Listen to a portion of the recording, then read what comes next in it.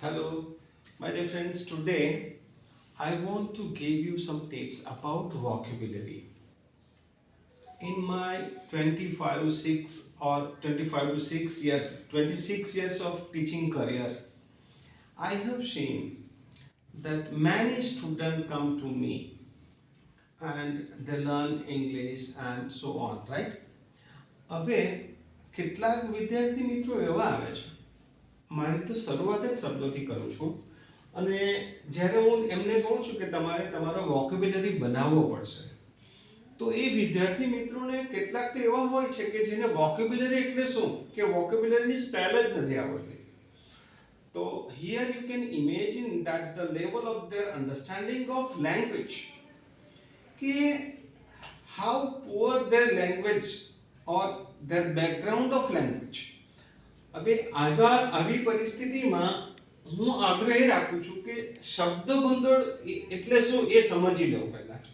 કે શબ્દ ભંડોળ એટલે કે દરેક પ્રકારના શબ્દો જે પણ તમે વાંચન કરો, જે પણ તમે સાંભળો, અલગ અલગ સેક્ટરનું, જેમ કે સ્પોર્ટ્સ હોય, સામાજિક પ્રસંગ હોય, ધાર્મિક પ્રસંગ હોય કે અન્ય કોઈ પણ બાબતનું લખાણ કે સ્ટોરી કે નવલકથા કે કંઈ પણ વાંચો, સાંભળો, જુઓ, તો એમાંથી જે હાર્ડ શબ્દો આવે છે અને એ હાર્ડ શબ્દો આપણે જે કલેક્ટ કરીએ અને એ આપણા એક પોતાનો વોકેબ્યુલરી એટલે શબ્દ સંગ્રહ જે કરીએ, ધેટ ઇઝ કોલ્ડ વોકેબ્યુલરી. અને ત્યાર પછી શું કરવાનું કે એમાં એ જે શબ્દોનો અર્થ આપણે નથી જાણતા, તો એના માટે ડિક્શનરીનો ઉપયોગ કરવાનો.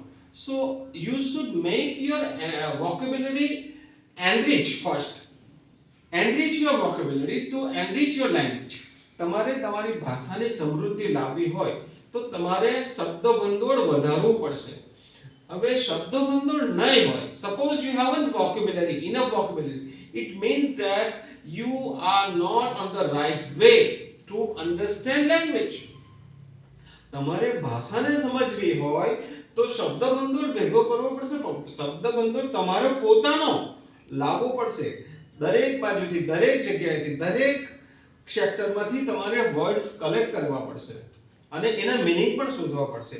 એટલું જ નહીં, with that or hand in hand તમારે એ શબ્દોને વારંવાર તમારી જે સ્પેશિયલ નોટબુક બનાવી હોય તેને જોવા પડશે, ચેક કરવા પડશે, so that you can remember all those words and also understand language.